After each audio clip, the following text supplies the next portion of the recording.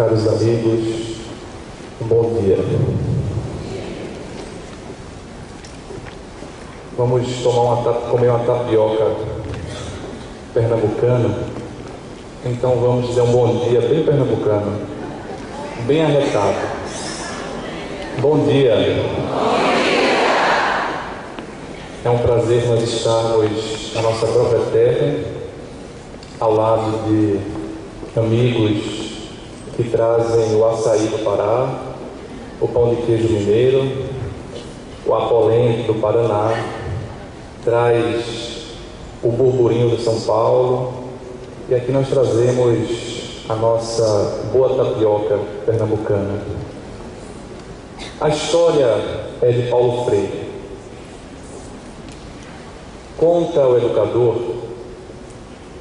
que, fazendo a travessia de um rio, existia um barqueiro. Em determinada ocasião, ele carregava no seu barco duas pessoas. Uma advogada e outra professora.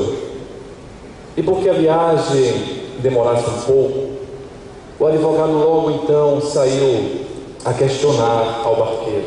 Ele perguntou: "O senhor conhece as leis?" E o barqueiro disse: não conheço.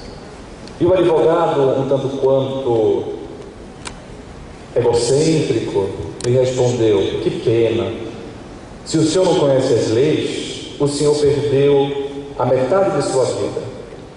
Mas aí o professor, que era pernambucano, para não ficar de fora, pergunta então ao barqueiro, mas querendo dar uma indireta, talvez, ao advogado: "E o senhor sabe ler? Sabe um bom português?" E o barqueiro disse: "Infelizmente não sei ler." E o professor então, a professora, logo respondeu: "Que pena, o senhor perdeu a metade da sua vida." E o barqueiro então, desolado, estava continuando a travessia, um tanto quanto entristecido, quando de repente uma pedra bate no barco e a nau começa então a tropegar diante da viagem. E o barqueiro, percebendo que ia acontecer um naufrágio, que eles iriam cair, pergunta de forma espontânea ao professor ou professora e ao advogado ou à advogada, como queiramos: "Os senhores sabem nadar?" E eles disseram não. E então o barqueiro, agora triunfante, respondeu: "Que pena, os senhores perderam a vida toda." A fala de Paulo Freire nos remete notadamente à importância que cada um dos saberes tem diante das nossas perspectivas intelectuais, espirituais e morais.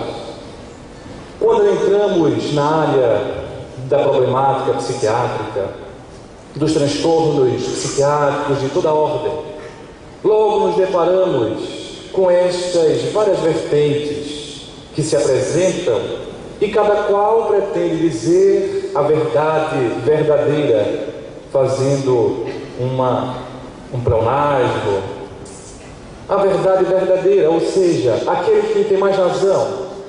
E começa um embate entre as várias correntes, como que uma estivesse com a total verdade e o outro, a outra visão, não tivesse nenhum fundamento a ser considerado. É assim que vamos encontrar a história da loucura, a história do desenvolvimento das ideias sobre a psiquiatria e, consequentemente, o fado psiquiátrico, ou seja, os transtornos da medicina que afetam a psique, ou psique, como queiramos. E vamos encontrar que, desde longas idades, o homem se interessou pelo estudo, pelo entendimento. Conforme fosse a visão, conforme fossem os desenvolvimentos intelectuais da época, nós íamos tendo uma visão, um olhar característico daquele momento.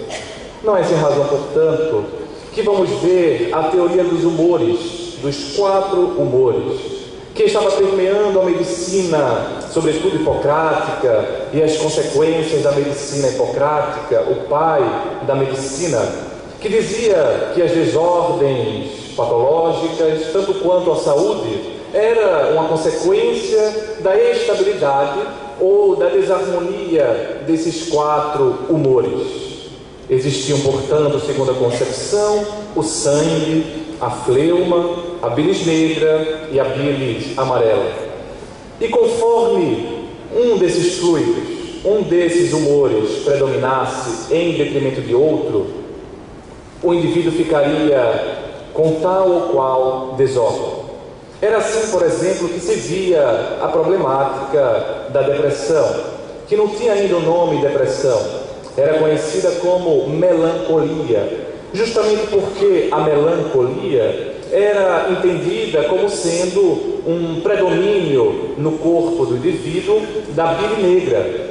Quando a bilis negra estava predominando, o indivíduo ficava melanoscólico. Melanos é a palavra que denomina pigmento negro. Nós temos a melanina em nossa pele, que dá a pigmentação. Aqueles que têm uma concentração, a densidade de melanina maior, têm uma pele mais enegrecida. Aqueles que têm uma densidade menor, têm uma pele mais clara. E aqueles que nunca mais foram para o sol, ficam pálidos. É a melanina. Vem, portanto, de negro, de enegrecido. E colis vem da nossa vesícula. Quando vamos fazer uma colestectomia, vamos tirar a vesícula, porque tem alguma pedra, tem algum cálculo, está entupindo e causando uma desordem. Então o indivíduo ficava melanoscólico, melancólico, ele ficava embilado, ficava cheio de bile negra.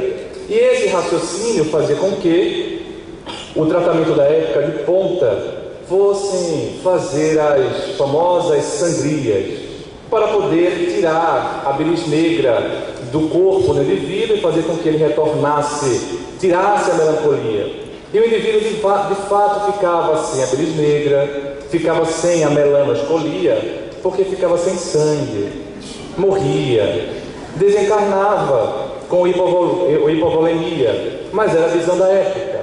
Vamos estudar, por exemplo, na visão hipocrática e de outros médicos de então, que uma desordem que até hoje causa um transtorno para aqueles que estão cuidando, aqueles que se propõem a ser psicólogos, psicoterapeutas, psiquiatras. Quando vem um caso dessa ordem, a gente fica meio que de mãos atadas, tamanha complexidade dos casos chamados de histeria. E na época, a visão da medicina grega que influenciaria o futuro era de que a histeria era uma consequência de o útero subir do ventre para a cabeça. E então achava-se que só as mulheres eram histéricas, só as mulheres tinham essa possibilidade de ter a histeria, porque só elas têm o útero. E então era uma hipótese que eu acho um tanto quanto cavalar, né? Subir o útero para a cabeça, e a mulher ficava com um encéfalo uterino, e por isso ela então tinha a histeria. A visão vai mudando, mas o preconceito foi tamanho que até hoje nós temos uma grande dificuldade em lidar com aqueles que têm um transtorno psiquiátrico mais grave, um transtorno psiquiátrico mais complicado. Vamos vendo, por exemplo, que quase sempre os primeiros hospitais, eles não ficavam no centro, eles ficavam na periferia das grandes cidades, para que o indivíduo não lembrasse que existia a possibilidade do adoecimento mental. Diante dos tempos, vamos vendo a Idade Média, por exemplo, e vamos percebendo a visão demoníaca. E agora, todo e qualquer transtorno psiquiátrico era consequência de uma influência direta do demônio no indivíduo. E aí entra a assédia ou assedia, que era o nome dado à depressão dos monges, daqueles que eram religiosos.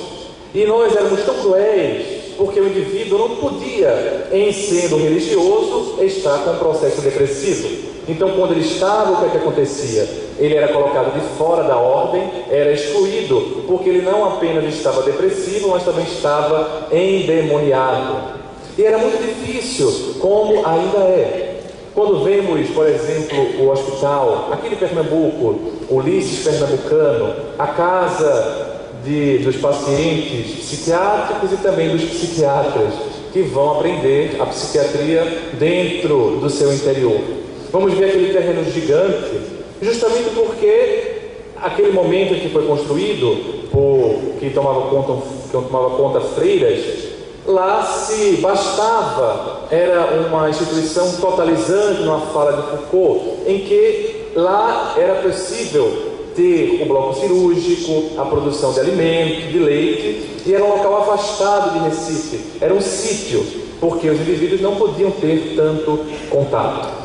Vamos vendo a evolução, e é graças à Revolução Francesa que mais ou menos 28 de maio de 1798, que um psiquiatra, um médico psiquiatra, Philippe Pinel, que era diretor na época do Hospital de La Bicêtre, que ficava na periferia de Paris, consegue, imbuído pelo conceito de liberdade, sentir-se angustiado em ver que o tratamento na época não era quase nenhum, em perceber que os indivíduos, pacientes, estavam presos, acorrentados, alguns há mais de 30 anos.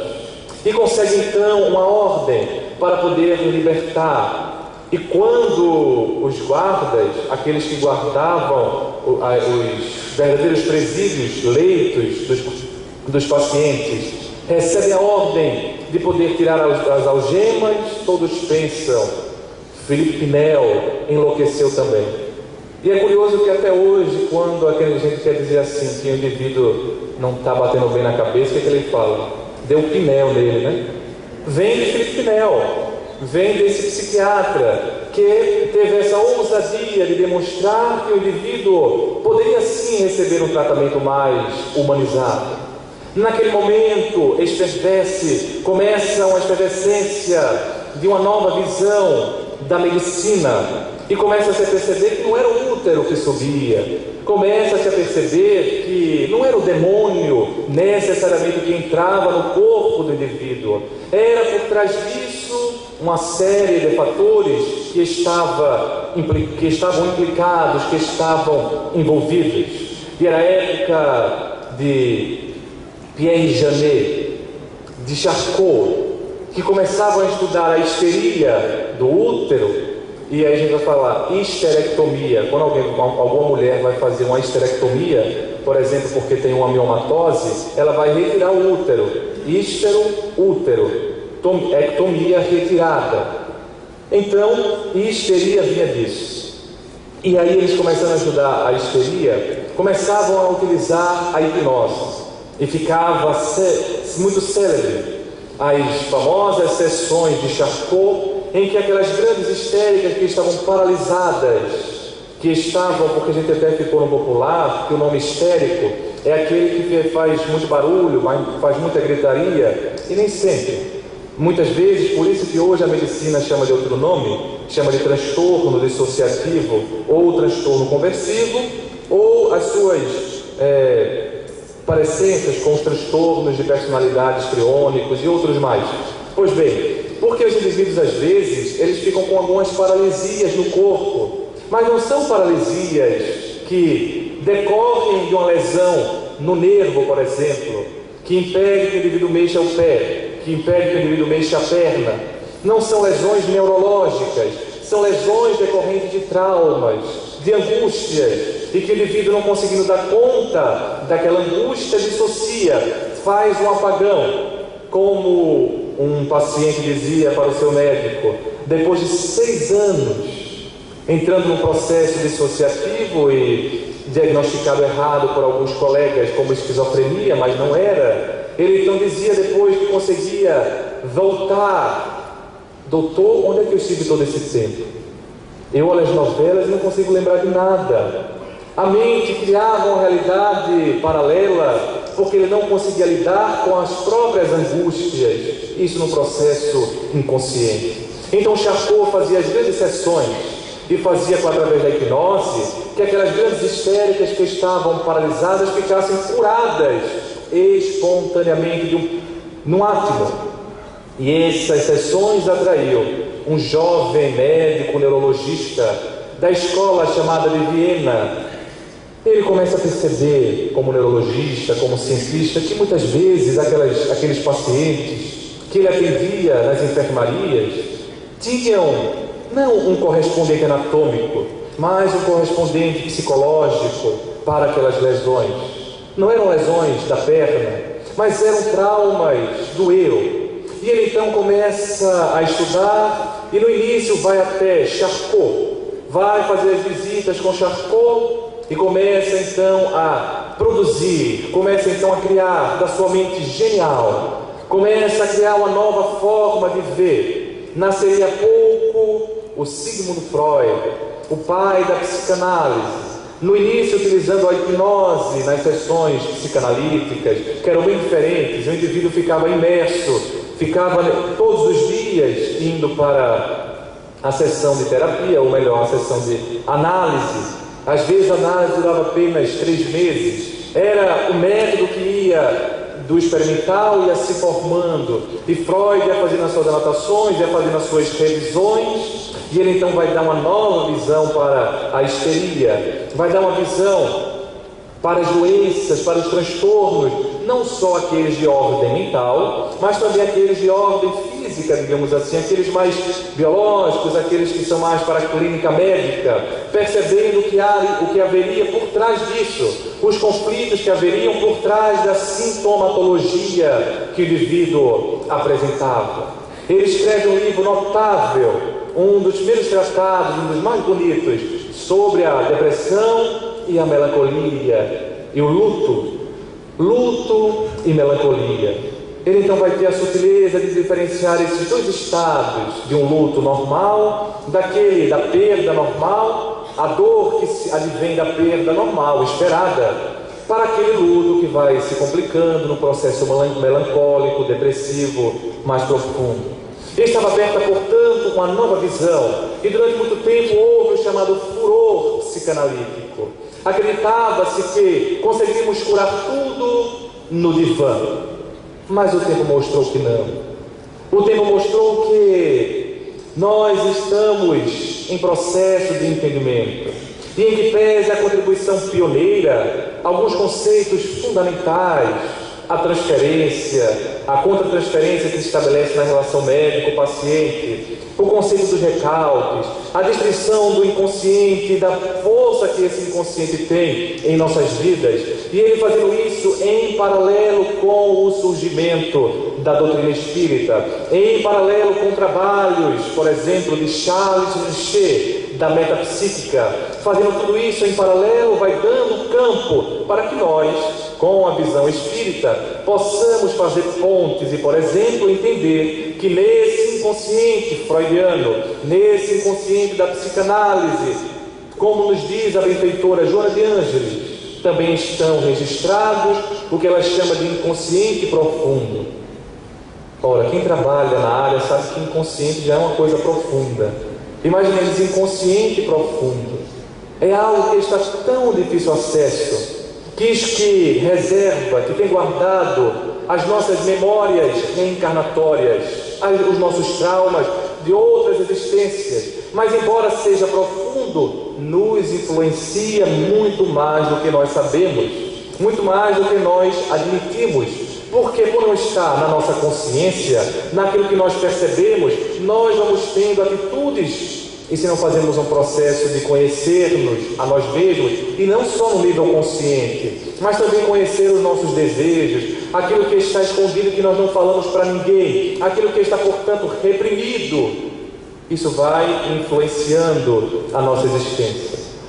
Mas depois daquele furor psicanalítico, vai vindo uma outra forma de ver, a chamada psiquiatria social, e aqueles que diriam que os transtornos são consequência direta e exclusiva dos fatos sociais, da violência, por exemplo.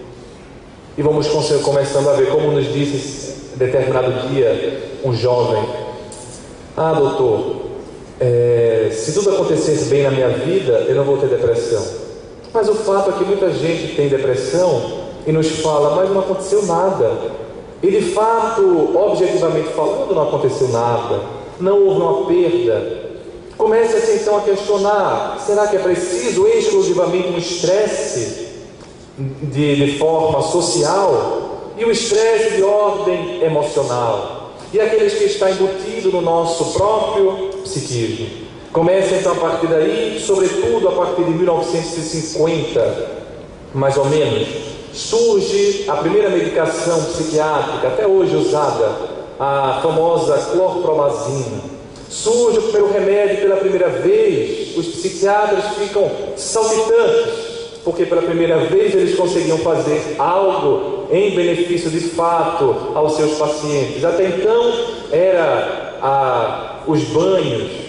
Você entra, por exemplo, no Ulisses Pernambucano, na famosa Tamarineira, e você vai ver logo como se fossem uns vasos grandes, bonitos. Aqueles vasos foram comprados da França, que era a escola pioneira da psiquiatria, que trouxe grandes tratados da psiquiatria, e foram comprados não vasos, aqueles vasos são banheiras, porque o tratamento de então era a hidroterapia, e o indivíduo ficava imerso e dava banho quente, banho frio, banho quente, banho frio, e o indivíduo ficava mais calmo, porque ele ficava com um choque térmico, e saía um pouco mais tranquilo, mas era o tratamento da época. Às vezes utilizava-se a camisa de força, não porque todo psiquiatra é doido, não porque todo psiquiatra é malvado, não é isso. Era porque era o tratamento da época. E o indivíduo é aquele que já viu uma agitação psicomotora de um paciente psiquiátrico, por exemplo, esquizofrênico, em um surto, vai ver que aquela coisinha pequena, mulher, é preciso 4 grandalhões para segurá-la. E mesmo assim um sai com um murro, um sai com um arranhão. A força que o indivíduo tem numa agitação psicomotora. E aí, para proteger o indivíduo, se colocava a camisa de força. Pela primeira vez então, os psiquiatras conseguiam ver seus pacientes melhorando, nem que fosse um pouco, nem que tivessem vários efeitos colaterais. Mais na frente, mais ou menos 1985, surgem os primeiros remédios chamados inibidores seletivos da recaptação de serotonina. Era a possibilidade de fazer um tratamento com menos efeitos colaterais para a depressão. Surge a fluvoxamina, a fluoxetina, e aí tem um novo furor, chamado, podemos dizer, um furor biológico, completado na década seguinte, em 1990, a chamada década do cérebro, a década em que várias teorias, várias descobertas no âmbito da neurobiologia, no âmbito das neurociências vão se formar para dar um entendimento biológico àquele adoecimento mental. E agora a psiquiatria, que às vezes ficava muito ligada à sociologia, ficava muitas vezes ligada à psicanálise, ficava muitas vezes ligada a outras áreas, e não à medicina, embora um psiquiatra sempre tivesse que ser médico, agora consegue encontrar a sua identidade médica com mais fortaleza, consegue encontrar um substrato funcional e, de fato, consegue nos explicar que várias alterações funcionais estão por trás de transtornos psiquiátricos. E é justamente aí onde entra o mecanismo de ação dos medicamentos. Eu sempre costumo dizer, para as pessoas entenderem o que é uma alteração funcional, a imagem de uma casa. Na casa nós temos as paredes, isso é a estrutura. Quem for engenheiro, por favor, não corrija não, porque é só uma imagem. Temos a estrutura, as paredes, aquilo que nós vemos, mas por dentro da parede nós temos a fiação, as tubulações, temos a parte funcional. Se tivermos apenas a parede sem nada, nós teremos muito pouco tecnologia, muito pouco bem-estar dentro de uma casa. Então, as doenças mais neurológicas, elas atingem sobretudo, principalmente, a parede da casa, a estrutura. E é por isso que muitas vezes nós fazemos um exame de imagem, uma ressonância, em alguém que teve, em quem está com a doença neurológica, por exemplo, um acidente vascular encefálico, e nós conseguimos ver uma alteração na parede, na estrutura. Mas as doenças, os transtornos, ou melhor, psiquiátricos, eles afetam inicialmente e sobretudo a função, a tubulação, a fiação elétrica. Então nós fazemos uma ressonância que só vê a parede e não conseguimos ver. Mas se fizermos as chamadas neuroimagens funcionais, aquelas que veem o metabolismo, a corrente sanguínea e outras coisas mais, vamos perceber as alterações funcionais. Era um furor biológico, se achava que agora sim iríamos conseguir curar todo mundo. Mas percebemos também que muitas vezes a problemática é tão difícil que aparecem os famosos casos refratários. E alguns casos que são refratários não porque a medicação está errada, mas porque guarda muitas vezes, por exemplo, um transtorno de personalidade, um jeito de ser difícil, em que a pessoa não tem uma doença, ela já é um problema. O seu jeito de ser, a sua personalidade, que influencia muito, dificulta muito o tratamento e que o medicamento não vai conseguir dar muito jeito, vai ser apenas um enxugar gelo, um diminuir os sintomas. E aí começa, na mesma década de 90, várias pesquisas nos Estados Unidos, justamente o local em que o presidente na época falou que seria a década do cérebro, começa a surgir nessa época que nos levaria talvez num pensamento rápido ao materialismo, a uma neurologização da psiquiatria e de tudo. Começa a haver uma outra corrente. E, por exemplo, psiquiatras como o Dr. Harold Koenig começam a ver que um outro fator, aquele chamado de espiritualidade pela ciência, que é um conceito diferente de espiritualidade no meio espírita. Quando falamos assim, eu vou pedir para a espiritualidade me ajudar, estamos falando assim, os benfeitores que estão desencarnados nos ajudarem. Mas quando lemos artigos científicos que falam em espiritualidade, é outro conceito. Eles querem dizer assim, tudo que o indivíduo acredita, a ligação que ele tem com o transcendente, a ligação de fé, independente de uma religião. Esse médico, Harold Koenig e tantos outros, mas ele se destacando por ser pioneiro e pelo volume de trabalhos, mas outros aqui do Brasil também, como o Alexander Moreira de Almeida, brasileiro, atualmente um dos que mais produz ciência nesse aspecto da espiritualidade, vão dando uma outra visão de que o indivíduo tem esta parte, o indivíduo tem uma dimensão da fé. E não importa quanto nós médicos tenhamos dificuldade em uma conversa com o outro, levar em conta a fé que o indivíduo tem. Não importa, muitas vezes, chega um indivíduo e a gente sabe que foi o tratamento médico que o ajudou, mas ele tem certeza que não foi. Não, doutor, foi tal coisa que eu fiz em determinado local. Não precisa você ficar debatendo, brigando, como se fosse uma briga, uma luta. E aí vamos percebendo esse outro lado. É nessa perspectiva que a doutrina espírita se apresenta. Numa perspectiva de Paulo Freire, numa perspectiva do barqueiro. Porque a doutrina espírita, o que me parece ser mais encantador, o que me atrai desde que reencarnei e que me faz continuar na doutrina espírita, é a possibilidade que ela me dá de entender a fala do barqueiro. Se você não sabe nadar, muito embora você tenha todo o conhecimento literário, muito embora você conheça todos os códigos religiosos, ou melhor, todos os códigos do direito, se você não sabe nadar, você perdeu a vida toda.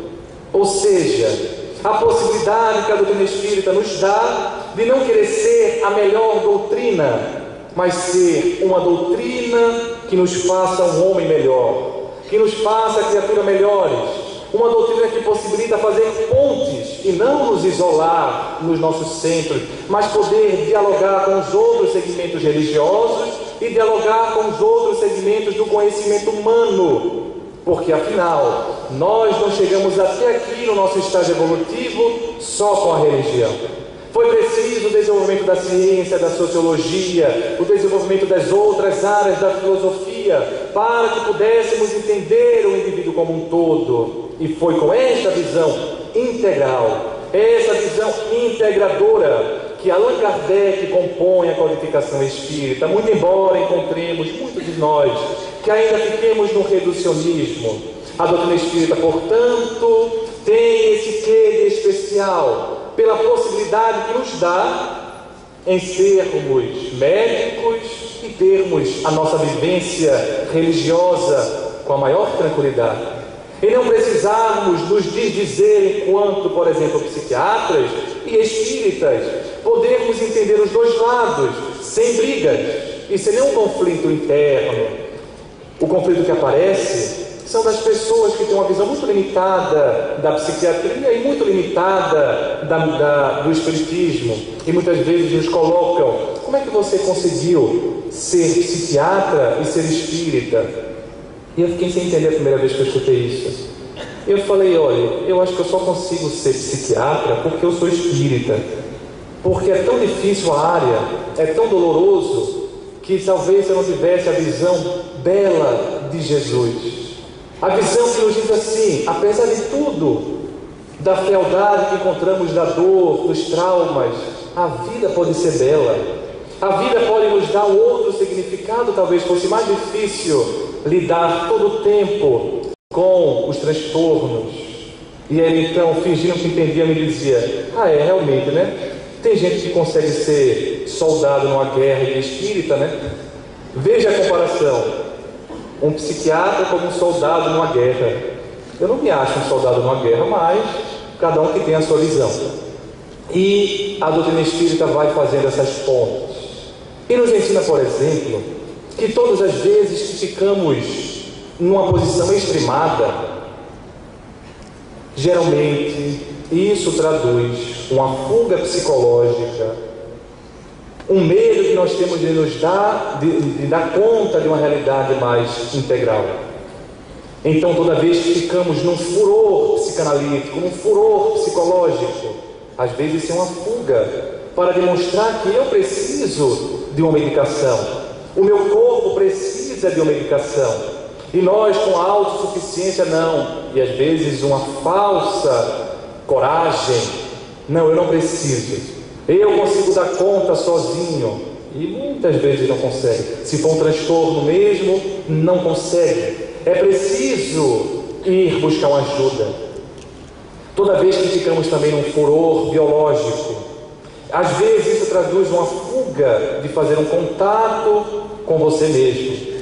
É mais fácil pensar que eu adoeci por causa do meu gene, eu adoeci por causa do meu cérebro que não bate muito bem, do que compreender que esse cérebro que não bate muito bem das bolas, que esse gene que produzia um corpo assim, dessa forma ou de outra, é uma consequência do meu conflito interno, e como consequência está ligado à minha natureza.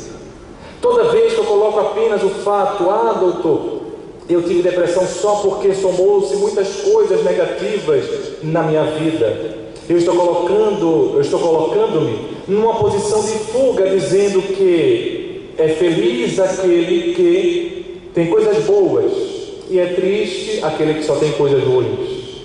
E uma pesquisa científica muito curiosa de uma nova área chamada psicologia positiva, que estuda também a felicidade, os estados positivos do afeto, fez um estudo assim com pessoas otimistas. Porque no senso comum a gente pensa assim: a pessoa otimista porque se deu bem na vida. E então eles queriam responder a pergunta: a pessoa se deu bem na vida porque é otimista? Ou ela é otimista porque se deu bem na vida? E fazendo uma série de questionários e perguntas abertas e tudo mais, eles então chegaram na conclusão de que não. Não é apenas o fato positivo que gera o otimismo, mas o otimismo que gera uma psicosfera tão boa que vamos conseguindo mudar o nosso ambiente e conseguindo vencer. Por exemplo, a gente pensa assim, se eu ganhasse na loteria 1 milhão, todo mundo quer ganhar na loteria, né? Ninguém ia pegar e recusar, a gente quer ganhar. E a gente pensa, a gente ficaria muito feliz. Às vezes não. Aparece um parente que nunca falou com você para poder pegar um pouco, né? Aparece várias pessoas para poder ir ganhando, como apareceu o pai de John Lennon. Quando ele estava no auge, o pai volta reclamando a paternidade, infelizmente. Então fizeram um estudo com essas pessoas e viram que de fato, depois que eles ganhavam um prêmio na loteria, eles já aumentavam a quantidade de afeto positivo. Mas aí depois de vários anos, eles voltavam ao mesmo estado de humor, ao mesmo estágio de felicidade que tinham antes de ganhar o prêmio. Quer dizer o quê?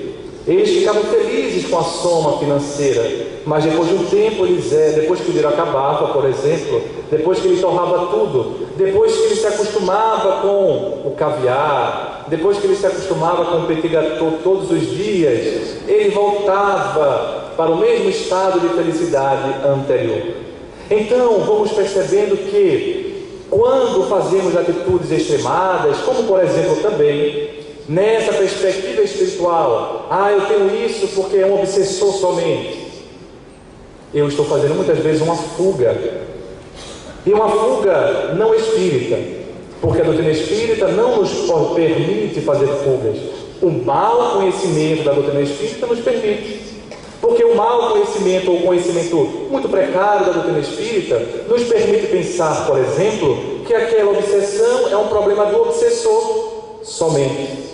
Quando, na verdade, o problema da obsessão é também e sobretudo do obsediado. É um conflito que ele guarda de outras existências, dessa existência, naquele inconsciente profundo ou de uma consciência tresloucada.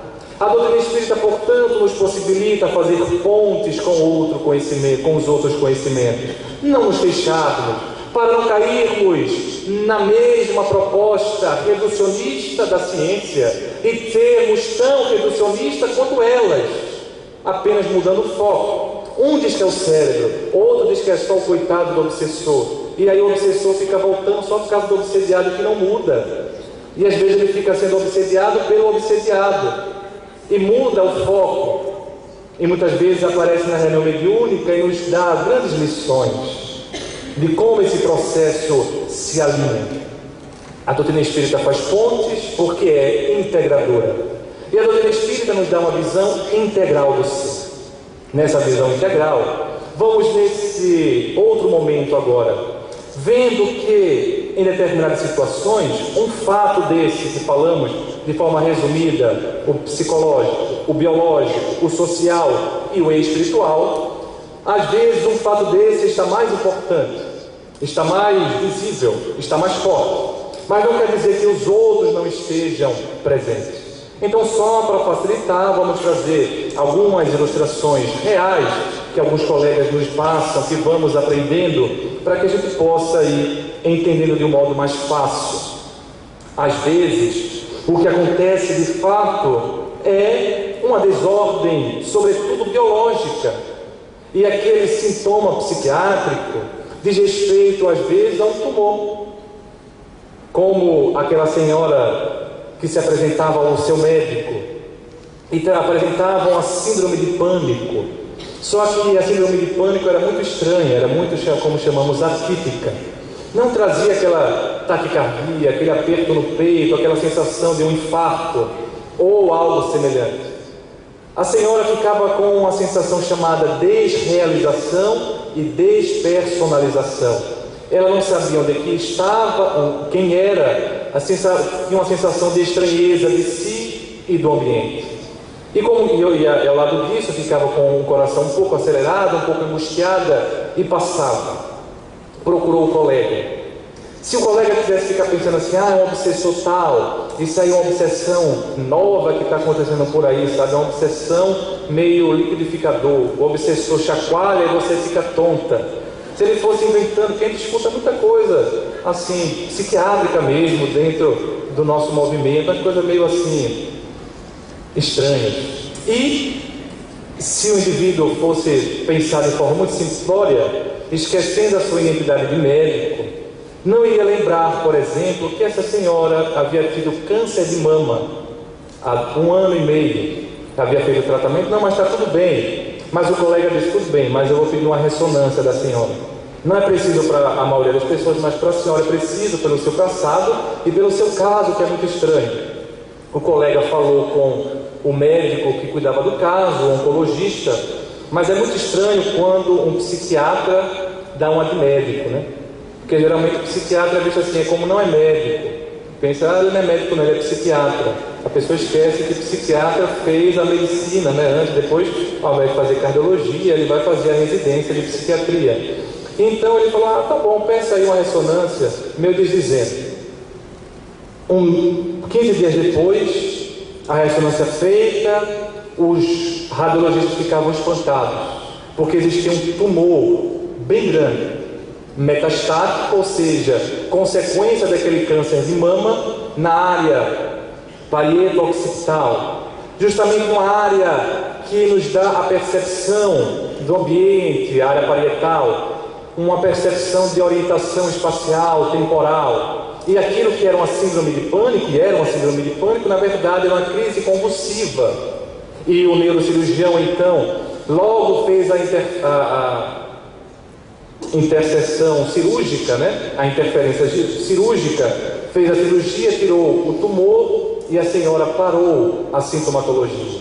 Então aquele caso tinha um fator biológico muito presente, muito forte, como um colega em um dos Medinespes que falamos em 2011, lá em Belo Horizonte, nos contava depois da palestra o seu caso. E ele então, de uma hora para outra, espocou a mediunidade. E é muito estranho quando a pessoa nunca tinha uma mediunidade, ou tinha uma mediunidade assim, né, médium mesmo, mais ou menos, de hora para outra fica uma super médium, com vidência, com audiência, psicografando cartas e mais cartas e tudo mais. Fica muito estranho. Ou é, em geral, um transtorno dissociativo, um transtorno histérico, ou muitas vezes pode ser algo biológico. E ele então começou a espocar a mediunidade, e ele começou a ficar com sono. Era um sono incontrolável. Ele ia fazer a direção da mesa mediúnica, melhor, da palestra pública. Quando apresentava o orador e sentava na cadeira, dormia a palestra toda. E nunca tinha feito isso. Ia para a reunião mediúnica e quando ia fechar os olhos, dormia.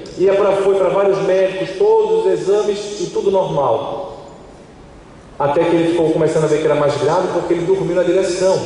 Ele falou: não é possível que seja normal isso. E a mediunidade com todo o fulgor. Até que um dia ele estava na reunião mediúnica de uma federação espírita de determinado estado, e ele viu um espírito, descreveu o espírito, e o espírito falava alguma coisa, mas ele não entendia. E quando acabou a reunião mediúnica, a dirigente, e aí uma prova muito interessante, quando 2 médios, sem se comunicarem na mesma reunião mediúnica, têm o mesmo fenômeno. E aí é uma prova mais forte de que aquilo foi mediúnico e não foi um achaque neurótico ou coisa do tipo.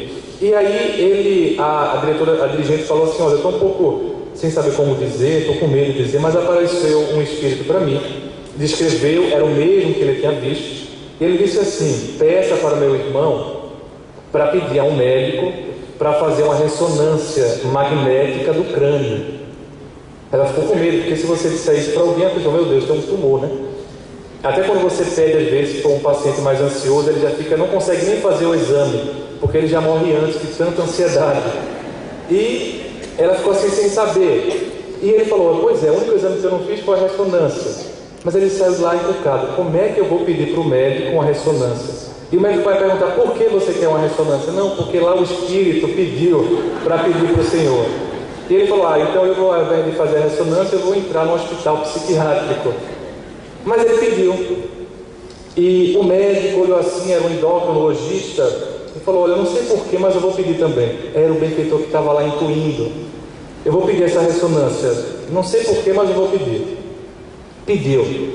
Era um tumor na região hipotalâmica, na região hipofisária, no centro do cérebro, justamente uma área ligada ao sono, por isso que ele tinha tanto sono, e uma área, embora não exista esse localizacionismo, quando falamos assim que a glândula pineal está muito ligada à mediunidade, não quer dizer que é só a glândula pineal. Não existe no cérebro uma área só que faça tudo sozinho. Nós vamos vendo hoje na neurociência o que chamamos de rede neuronal. As áreas se interconectam. Então a glândula pineal é como se fosse o centro, mas ela sozinha é como se fosse a central de distribuição, mas ela sozinha não dá conta de dar a mediunidade total. Então essa área da base do cérebro é muito ligada também à mediunidade, e era aí que estava a origem.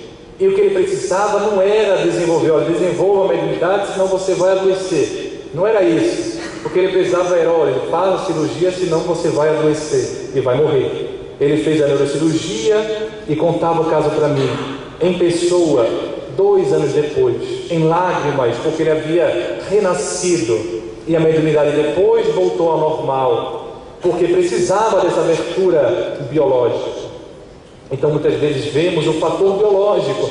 Outro dia mesmo vimos um paciente com uma chamada demência vascular, que por causa de pequenos infartos e pequenos derrames, o indivíduo fica com um quadro demencial. E o curioso é que nesses quadros muitas vezes o paciente fica chorando. E você é engraçado, você vai conversar com ele e ele ri e chora. Ele está dando gargalhada, daqui a pouco ele está chorando, de uma forma totalmente lábil. E quando você entra com um medicamento que inibe serotonina, parece assim uma coisa milagrosa, ele para de chorar. E quando você pergunta, ele diz que está triste. Não, é um choro, podemos dizer assim, um choro neuronal, um choro por causa de uma área afetada do cérebro. Então nós não temos na cabeça assim um vento, né?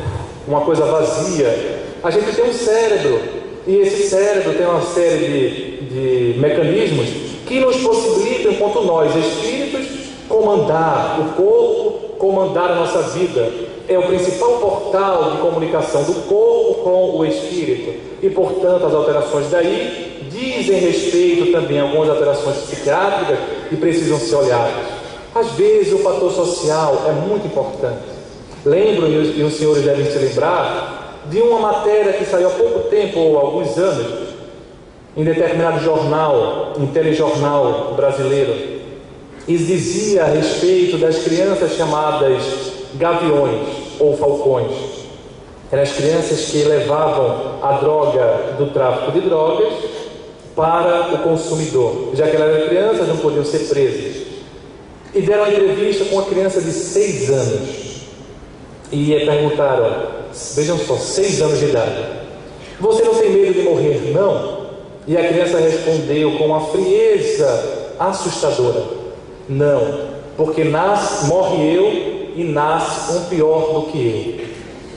Alguém dizer isso com 6 anos de idade, não ter esperança, não ter o sonho, não, é um pensamento muito concreto, totalmente diverso do pensamento mágico da criança.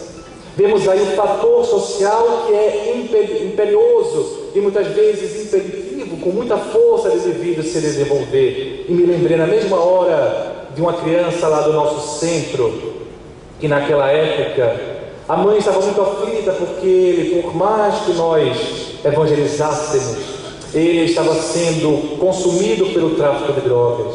Ele estava sendo uma criança gavião, uma criança falcão, e morreu entre uma pedrada na cabeça que esmagou-lhe o crânio no meio-fio, na frente do outro irmão. E a mãe desesperada nos dizia: pelo amor de Deus, fale para o irmão dele sobre perdão, fale sobre Jesus, porque ele também quer se vingar. E eu sei que ele não vai conseguir se vingar, porque nós não temos arma, nós não temos força, e é o tráfico de drogas todo. Eu não quero perder mais um filho. Às vezes o fator social, sem sombra de dúvidas, é muito importante, é o mais fundamental para entendermos determinado transtorno. Mas às vezes o fator psicológico, ele se apresenta como imperioso. E lembro-me daquela jovem que falava para o seu médico, colega nosso, e dizia: doutor, eu não estou conseguindo dormir. E ele então questionava: desde quando você não consegue dormir? E ela então disse: desde que eu tenho 9 anos de idade. É muito estranho com essa idade. Mas ele estava no início, estava assim com muito furor biológico, e logo pensou: qual é o remédio que eu vou passar? Vou passar o mais forte para dormir. E aí foi conversar com um colega mais experiente. E esse colega, escutando a história, numa intuição também, lhe disse: olha, pergunta para ela mais, porque eu estou achando muito estranho essa insônia. E aí o colega voltou para a sala e perguntou para a jovem: o que é que aconteceu? E ela então pediu: a porta está fechada? Sim, está fechada. Ela disse: desde essa época, doutor, eu sou abusada sexualmente. E é à noite, vários padrastos, vários homens que não eram padrastos, vários homens que minha mãe tinha, iam lá em casa e me abusavam. E era justamente na noite que eu dormia encoberta para poder não ver, e quase que não dormia. Então ele entendeu que se desse apenas o remédio para dormir, mas não trabalhasse essa dor, essa angústia, seria muito pouco, porque aquela insônia tinha nome e endereço na infância, naquele trauma psicológico, como sempre gera um abuso sexual na infância. Tira a inocência muitas vezes da criança, e a criança fica às vezes, quase sempre no início, se sentindo culpada. E muitas me dizem: eu acho que eu fiquei achando muito tempo, doutor, que eu fiz algo, dei um lance para aquele homem me abusar, e depois é que eu fui entender que eu não tinha culpa, eu era uma criança, eu era um adolescente. Como aquele jovem, 18 anos de idade, prestes a fazer o Enem, quando 2 dias antes entra num surto catatônico, fica imóvel, é levado para a emergência psiquiátrica, e 2 dias depois que a prova termina, ele se levanta do nada e pede para ir para casa. Permanece assim em uma esquizofrenia catatônica, até que 2 anos depois se interna de novo num estupor catatônico, imóvel, parado, já quase definhando, porque não comia, não se alimentava, não bebia nada. E aí, recebendo o tratamento psiquiátrico, tiveram a ocasião de conhecer a mãe. E a mãe tinha uma síndrome de Munchausen, ela e por procuração. A síndrome de Munchausen é uma das condições mais graves, porque o indivíduo inventa, cria doenças, ou nele próprio, ou no filho, para poder receber cuidados médicos. Não é para ganhar aposentadoria, é para receber cuidados médicos. Como um exemplo daquela criança, que os médicos questionavam que infecção urinária era aquela, porque a criança tinha sempre sangue no exame de sangue, ou no exame de urina, e não conseguiam achar a causa da infecção, porque o sangue na urina é um sinal de infecção urinária. E aí faziam tudo, a criança toda normal, apesar do exame de urina. E depois perceberam que era a mãe que colocava o sangue menstrual dela própria no exame de urina, para dar alterado, e o filho ficar indo de hospital em hospital. Geralmente essas condições psicológicas, patológicas, são tão graves que a criança entra num processo psicótico muitas vezes, porque não se desliga da mãe, fica com uma simbiose. E nesse processo psicopatológico, nesse processo doentio, psicótico, aquele jovem cresceu de hospital em hospital. Cresceu a mãe inventando doenças, entrando quase no delírio crônico, porque ela vivia na mentira. E quando se foi colocado numa reunião mediúnica, para poder ver se aquele estupor catatônico não era um espírito obsediando, percebeu-se que de fato era uma obsessão. Mas não era uma obsessão de desencarnado para encarnado, era uma obsessão do encarnado chamado mãe para o encarnado chamado filho. E aquele surto psicótico, aquele estupor catatônico, tinha essa origem muito forte, psicológica, dessa mãe com síndrome de Munchausen. Mas o que a doutrina espírita nos coloca é que, além disso tudo, nós temos que olhar o indivíduo com outra perspectiva ampla, que não desconsidere esses outros fatos, mas que considere também o fator espiritual. Mas quando colocamos fator espiritual, não queremos dizer obsessão necessariamente. Queremos dizer obsessão, mas também lei de causa e efeito que age através do perispírito, pelos mecanismos reencarnatórios, construindo um perispírito que o indivíduo necessita para traduzir o corpo com tal ou qual deficiência e assim poder aprender e evoluir. Vemos muitas vezes, quase sempre, esse fator reencarnatório, esse fator perispiritual e o fator obsessivo também. Mas é porque muitas vezes a pessoa fala assim, é espiritual, como se fosse sinônimo de obsessão. E quando vamos ver, quase tudo é espiritual. Podemos dizer até quase tudo, porque se tudo parte da alma, é natural que tudo ou quase tudo seja espiritual, não se alguns processos muito específicos, como por exemplo, um crescimento prostático, que às vezes é apenas por causa de um envelhecimento, mas o que é que acontece? É um processo muito biológico, apenas pelo desgaste físico.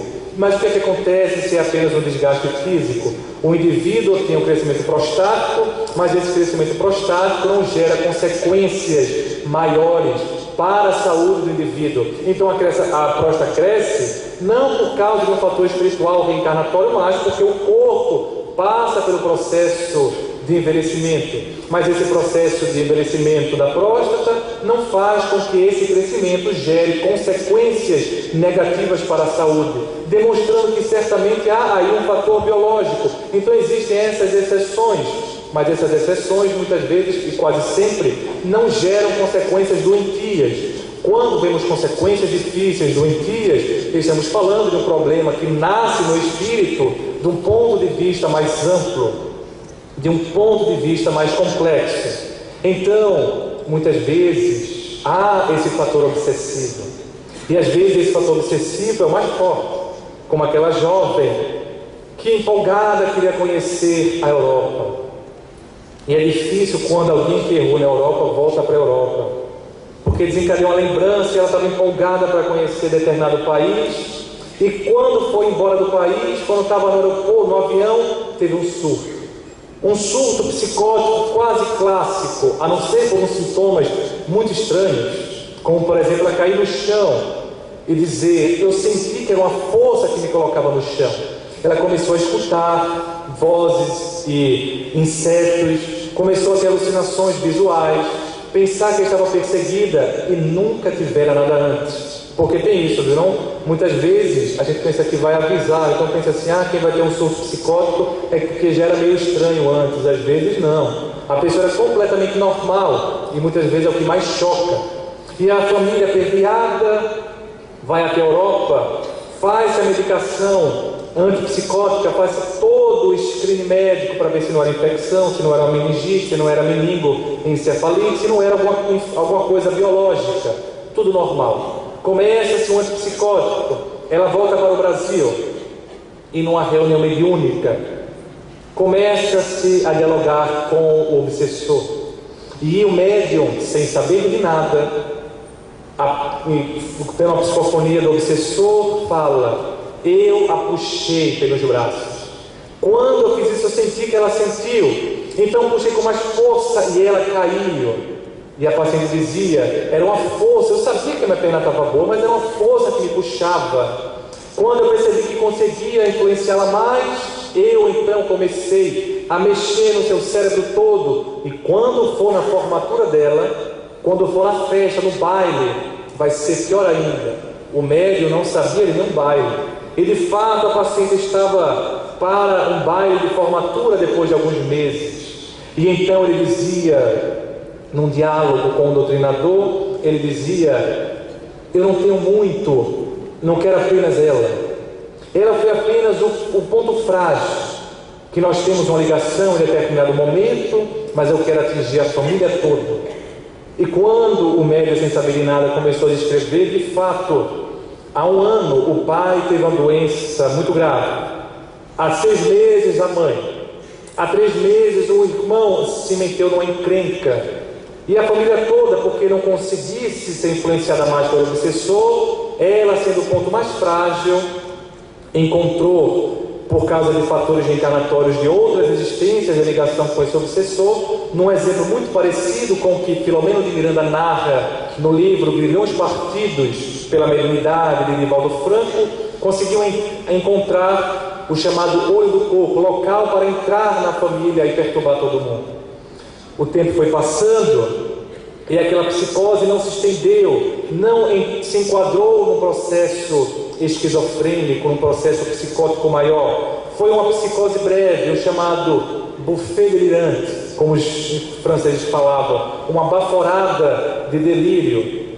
E conforme ia se passando as reuniões, o obsessor dizendo: eu não estou conseguindo mais como antes. E a paciente ia falando que estava bem, permanecendo sem sintomas. Em determinado momento ele disse: os remédios que o médico passou estão me bloqueando a ação no cérebro, eu não estou conseguindo. E o médico não sabia também dessas coisas mais técnicas. E aí o remédio ajudou também para desfazer aquele processo obsessivo. E a paciente então ficou muito bem, sem medicação, e voltou a um estágio de melhora muito semelhante a de antes, mas de vez em quando, pela influência espiritual, e ela começou a frequentar o espiritismo, ela percebe um olhar vago, uma estranheza. Então, às vezes, o fator obsessivo está muito forte. De outras situações, o fator reencarnatório, como vemos às vezes naquele paciente autista, e um obsessor de como se comunicava e dizia: ele foi o meu professor. Mas ele foi um professor tão ruim, cuidado então os professores de hoje, hein? Ele foi um professor tão ruim porque ele castigava todo mundo e todo mundo se prejudicava, porque ele tinha assim um poder muito grande na vida dos outros, e muitos obsediam, não só apenas eu. E então o doutrinador falava: mas você sabe que não precisa mais obsediá-lo, porque a doença já se instalou, ele tem um autismo, e não vai ser apenas por causa da sua influência obsessiva. O cérebro já está alterado por causa do perispírito. E a obsessão então achou estranho, e de fato aquele jovem, 4 aninhos, um amor de criança, trazia essa prisão no cérebro, o autismo, consequência de uma inteligência muito mal usada no caso dele. E aí um cérebro que lhe impossibilitava as conexões, a interação de forma mais ampla, e a mãe com um exemplo de amor, porque muitas vezes se tinha uma visão de que a mãe do autista era sempre muito ruim, e aí a gente vai vendo que não, muitas vezes a mãe é um fator daquele autismo ser mais leve, conseguir alguma diminuição dos sintomas. Então a doutrina espírita nos dá essa visão integral. E para podermos encerrando a nossa fala, nos lembramos de uma situação que simboliza muito bem isso, de que quase sempre não é apenas um fator, é um fator que está mais forte, está mais presente, mas são vários fatores que se misturam. Mais ou menos na época do feudalismo, um jovem guerreiro, um jovem general, foi mandado pelo seu senhor feudal que pudesse matar, pudesse dominar determinada região. E o senhor feudal, ou melhor, o general, era muito cruel e tinha uma sexualidade muito complicada. E então ele deu a seguinte ordem adicional: não apenas dominem o espaço, dominem a região, mas também matem todos os homens, deixem apenas as mulheres e as crianças. Outra coisa, vocês matem esses homens queimados na fogueira, e ao mesmo tempo que eles são queimados, façam com que eles vejam vocês violentando as mulheres, as esposas e as filhas. Aquilo fez uma marca tremenda no seu perispírito, na sua carga espiritual. Vários obsessores se comunicavam, e um deles, um dos homens que estava ali na fogueira, dizia: o que ardia mais não era o fogo queimando o meu corpo, mas era o fogo queimando a minha esperança, a minha fé, e eu passei a odiar a vida. E só me contentei quando encontrei o miserável. E era uma legião que estava ao lado desse antigo general, que obsediava e aumentava a sua condição.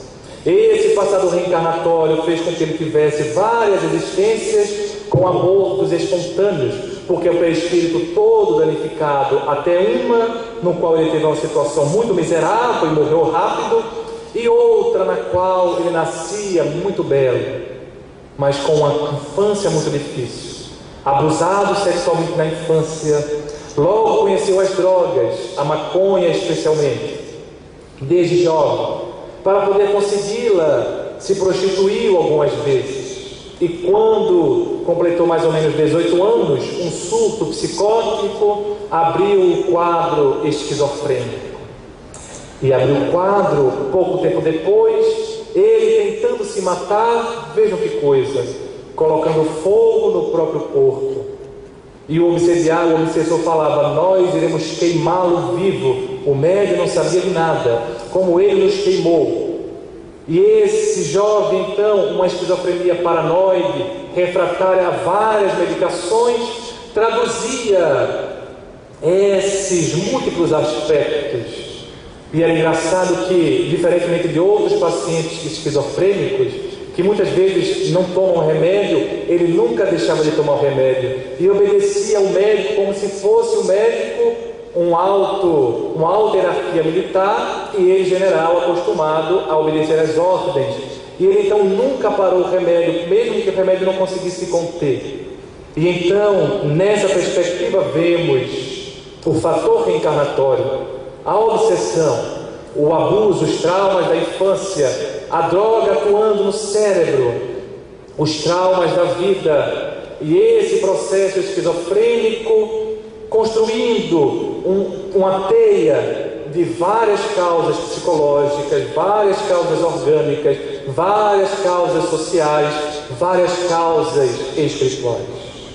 Mas uma coisa que esse paciente ensina é, quando ele estava melhor no momento, a irmã lhe dizia: mas doutor, ele está tão alegre, agora ele está fazendo uma coisa assim estranha, ele joga sorvete no pessoal da rua. Ele disse: não jogo sorvete não. Eu só falo assim: olha o sorvete, e o pessoal da rua fica achando estranho. E o médico então lhe perguntou: por que você faz isso? Ele: doutor, agora todo mundo sabe que eu sou doido mesmo, eu posso fazer tudo o que eu quiser. Fazendo uma coisa cômica com a vida trágica, e ensinando que às vezes, quando o problema é muito grande, não custa nada dar uma boa risada de si mesmo e entender a fala de Castro Alves, que nos diz que nessas situações da vida há mistérios peregrinos nos mistérios dos destinos que nos mandou renascer. Da luz do Criador nascemos, nós vivemos múltiplas vidas para a mesma luz volver, mas buscamos aqui na humanidade as verdades da verdade, sedentos de paz e amor. Quando estamos em meio aos mortos vivos, somos míseros cativos da iniquidade e da dor. É a luta eterna e bendita em que o espírito se agita nas tramas da evolução, oficina onde a alma presa forja a luz, forja a grandeza da sublime perfeição. É a gota d'água que está caindo no arbusto que vai subindo, pleno de seiva e verdor, ou o fragmento do estrume que se transforma em perfume na corola de uma flor, a própria flor que terna e expirando cai no solo e vai fecundando o chão duro que produz, mas nesse cair deixa um aroma leve, naragem que passa breve nas madrugadas de luz, é a rija bigorna, o malho, pelas fainas do trabalho, a enxada fazendo pão, ou o escopo dos escultores que transformam as pedras em flores, em carraras de eleição, porque a dor que através dos anos, num processo psiquiátrico ou não, que dos algozes dos tiranos de antes, anjos puríssimos faz, e transforma os neros rudes em arautos de virtudes, em mensageiros de paz, porque tudo evolui, tudo sonha, na imortal ânsia risonha de mais subir, mais galgar. A vida é luz, a vida é esplendor, Deus é o seu autor e o universo o seu altar. Por isso que aqui às vezes na terra se acendem radiosos faróis que esplendem dentro dessas trevas mortais, e suas rútilas passagens deixam fulgores, deixam imagens em reflexos perenais.